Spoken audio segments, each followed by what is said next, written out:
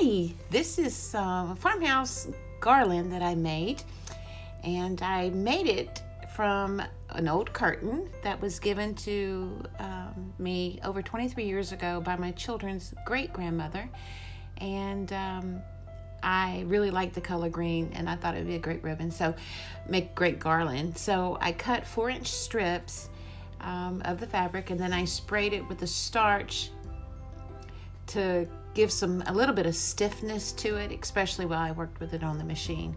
And I just came back and pressed that down flat so that it would lay down as I was sewing it. And here we go. So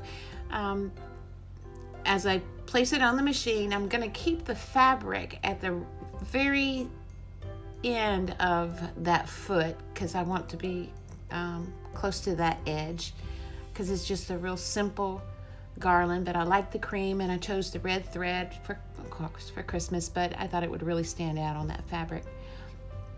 And so here we go. But I didn't want to get rid of these curtains because they had sentimental value to me, so taking something and turning it into something else is always good, and it's something I enjoy doing.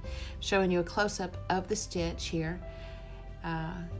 You see the foot, I'm just keeping that fabric right on the edge of that. And this is the first side, finishing it up. And it was really fun because I've never done that before. This is the machine I'm using is a Brothers. The stitch is 50 and the foot is an N, and they change out. And the stitch is 4 inches and the width is 7. And here I've done that, and I'm gonna go to the other side of the fabric, and I'm going to do the stitching along that side. And here you can see I've just pushed the fabric over because I didn't want to turn it around, because then the stitch would be completely going the opposite direction as the stitch on the right hand side. So just by moving it over and me paying attention and keeping that fabric right at the edge of that foot gave me a good guideline for stitching that stitch to make sure it was symmetrical and it all looked really even. And here it was. Took a while, but I really enjoyed it and it was fun. So here I am. I'm going to lay it out and hand press it down, and then I'll get the iron and press it down, give it a good pressing, and